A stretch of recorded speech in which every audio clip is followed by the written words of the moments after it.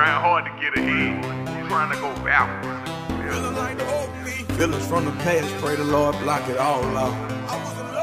What's up? What's up? What's up?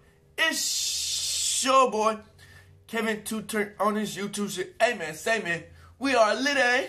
Lit in 3 motherfucking titties, man.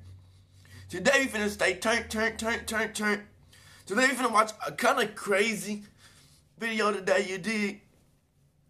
Today we finna watch the TikToker who murdered her own mom and became famous. Hey man, say man, last time we watched the TikToker who got murdered on TikTok, R.I.P. Today we finna watch the TikToker who murdered her own mom and become famous on this bitch, man. You know, motherfuckers be doing all types of shit, but you never know what's behind the scenes and why she did shit. Nothing making it right, but you never know what the fuck happens. And shit, we finna watch why she did it, and we finna turn up, we finna get it, let's go. She seems so normal. If I could have chosen a different path now, I would have. What got Isabella Guzman into the state hospital was not normal. She killed her mother, stabbed her 79 times. I'm not mentally ill anymore. Bro, I I'm didn't know about endangering this. myself and others.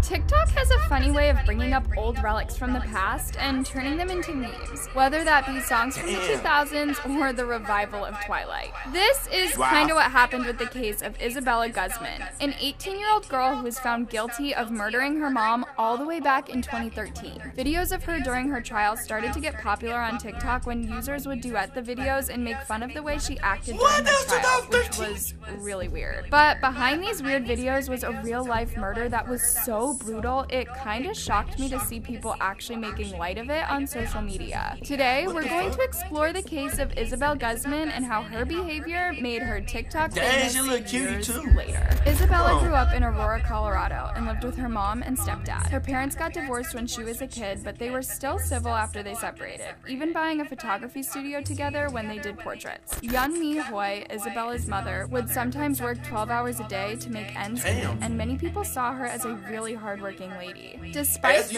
Isabella was never grateful for anything her mom did or how hard she worked to support her. Those that knew the family knew Isabella was always kind of troubled and had a very mischievous side to her. She hated school, and even though her grades weren't bad, they were nothing to write home about. She ended up dropping out when she turned 18, just a few weeks before her final exams. Her parents were disappointed to say the least when she did this, especially when she was so close to graduation. All those years of her suffering through school were literally wasted. Isabella's behavior only got worse when her mom remarried to a man called Ryan Hoi. Isabella resented her mom for replacing her dad, and her behavior towards her mom became so awful that she was sent to live with her dad, Robert Guzman. She ended up moving back in with her mom and Ryan, but they continued to have a bad relationship. In the weeks leading up to the murder, Isabella's disrespect towards her mom got really bad until one day, everything exploded. During a bad fight, Isabella yelled and spit in her mom's face. Ryan told police that his wife was terrified of Isabella after this fight, and matters were only worse when the next day, Yeonmi showed him an email Isabella sent her during the night, which said, "You will pay."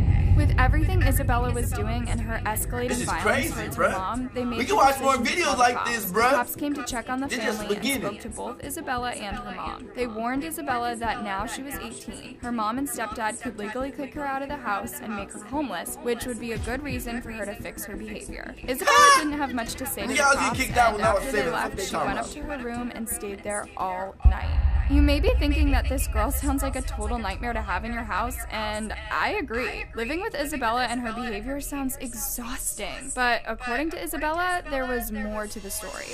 Yeonmi and Ryan were both Jehovah's Witnesses, a branch of Christianity that's really strict and doesn't celebrate any holidays, including Christmas or birthdays. Isabella claims that she was abused by her parents when she was a kid, and this is why she was so disrespectful towards them. She also claims that the abuse got way worse after she decided she didn't want to be a Jehovah's Witness anymore when she was 14 years old. Even though Yeonmi and Ryan were definitely Jehovah's Witnesses, no one has been able to say whether or not they did abuse Isabella as a child. After police left, Yeonmi decided to go to work for the rest of the day and Isabella. Ryan stayed at home with his stepdaughter, who didn't come out of her room again until around 8:30 that evening. Yeonmi came home from work at 9:30 p.m. and told her husband she was going to take a shower. When she went upstairs, Ryan stayed in the living room watching TV and eating the McDonald's she brought home for him. Only a few minutes later, Ryan heard thumping and banging coming from the upstairs bathroom and Yeonmi calling out for him. When he went to investigate, he saw Isabella in the bathroom with her mom before she slammed the door in his face. Ryan tried as hard as he could to get into the bathroom, but Isabella locked the door. He knew straight away that his wife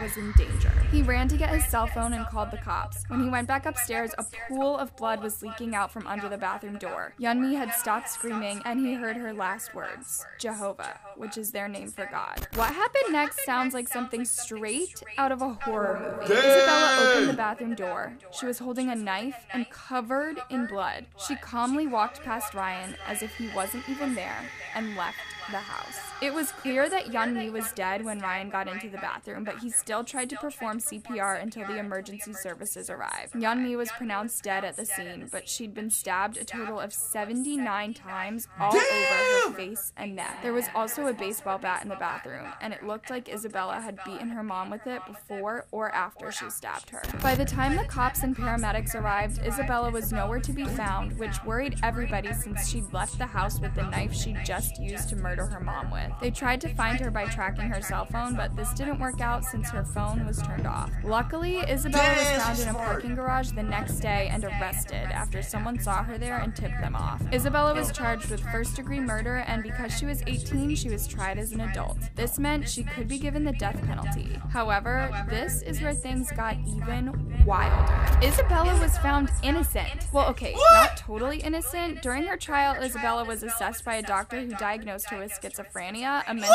illness that can cause people to hallucinate. According to the doctor, Isabella didn't believe that it was her mom she was killing, that she was actually a woman called Cecilia, and she had to kill her to save the world. This evidence made it possible for Isabella to plead innocent by reason of insanity, which means she was so mentally unwell when she committed a crime that she didn't know right from wrong. The court accepted her plea, which almost never happens, and she was sent to a psychiatric hospital for proper treatment of her mental illness. Now we need to talk about what happened that turned this 8-year-old case into a viral trend on TikTok. Do you guys remember that song Sweet But Psycho by Ava Max? When that song came out in 2018, it got popular really quickly. Not only was it a super catchy song, but it had lyrics that were, let's say, a little controversial. Ava Max was actually called out on the song for glamorizing mental illness by saying that it's okay to be psycho as long as you're sweet. Well, some users on TikTok took the meaning behind the song and started applying it to Isabella. During her trial, Isabella behaved pretty strangely, which makes sense now that we know she was living with untreated schizophrenia. A lot of the time, she would stare straight at the cameras in the courtroom and make faces where it almost looked like she was having fun at her own trial. People started taking clips of her making faces and gestures and put Sweet But Psycho over the top of it. This really divided TikTok. Some people saw it as harmless and they could totally appreciate Isabella's appearance and at the same time condemn her actions.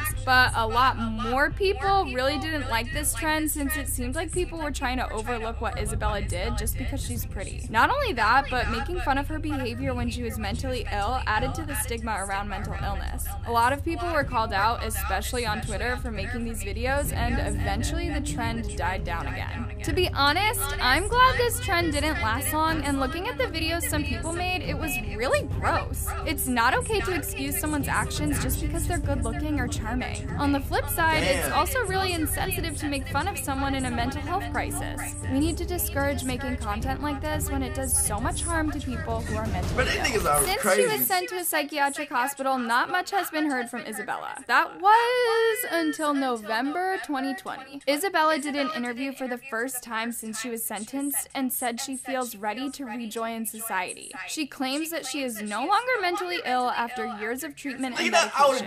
When asked asked about the day she took her mom's life, Isabella said that wasn't me. And now that she feels mentally stable, she is no longer a danger to herself or others. That isn't the only reason Isabella wants to leave the hospital. In 2015, it was reported that she was assaulted 3 times by a hospital employee and is now trying to have him arrested and held accountable for abusing her. Right now, there hasn't been an update on whether or not the employee is being prosecuted, and there's no update on whether Isabella will be released anytime soon. This case is definitely a heavy one, guys. But I definitely think it's important to talk about these things, especially when social media is involved. Did you guys ever see any of the TikTok videos about Isabella? What did you think when you saw them? I can't wait to read your thoughts and discussions down in the comments below. Thank you for watching today's video. Don't forget to like and subscribe to stay up to date with all future videos. Bye!